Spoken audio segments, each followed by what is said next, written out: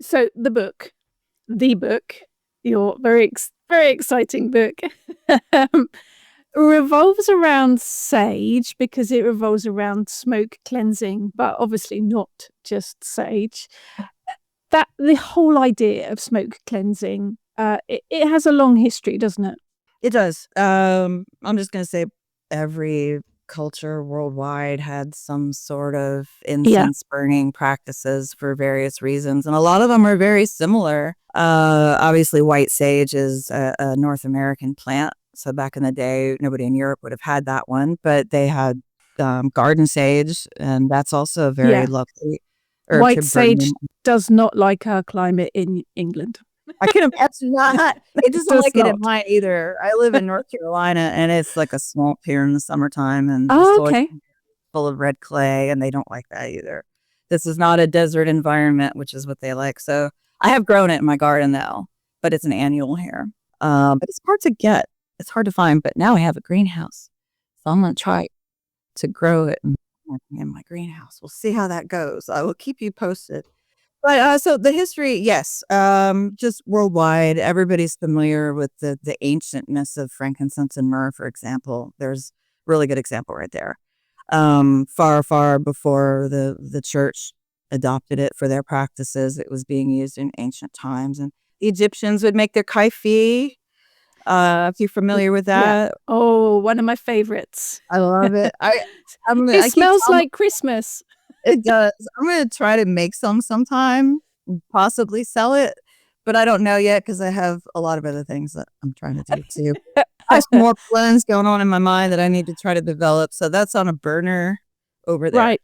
But yes. So worldwide, they would just find stuff in the woods and they would burn it a lot of times for the scent, but they knew that some of these plants had energetic properties and they somehow felt better around them. They didn't know why. They didn't have any science. They just knew sometimes if people were sick, it would make them feel better.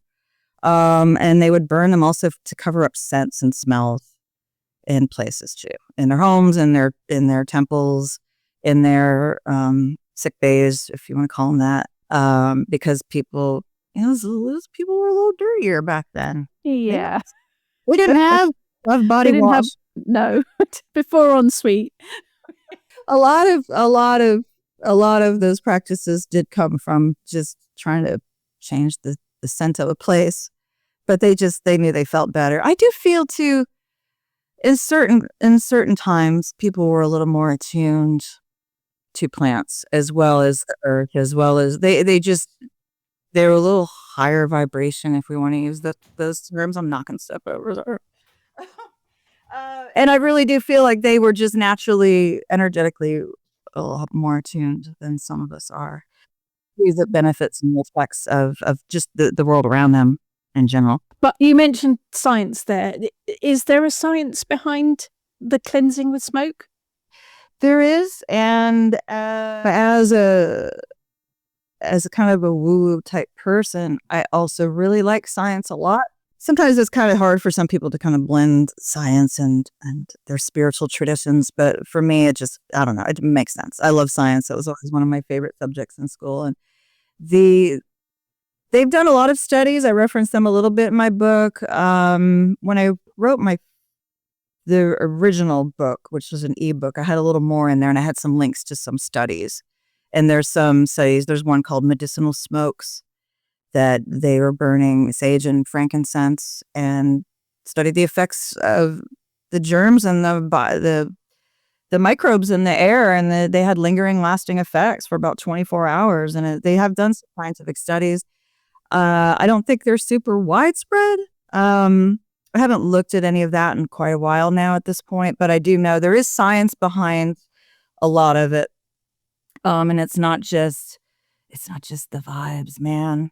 I mean, it is the vibes, but there's something to that as well. I think magic and science go hand in hand. I do too. I think energy, as animists, we work with energy, and energy is science, isn't it? It goes hand in hand. It works perfectly. Science, they'll tell you that everything and everyone has an energy field. So it stands to reason. I mean, obviously, I do think most people understand that even the moon affects your energy. It affects your energy field. Geomagnetic storms, sun storms, solar storms, space weather, that also, it greatly affects me. I can tell you that. So there definitely is, whether people want to believe it or not, science actually does agree with that. Like, things can change, alter your energy field a little bit. Magic and science, hand in hand. Absolutely, no question.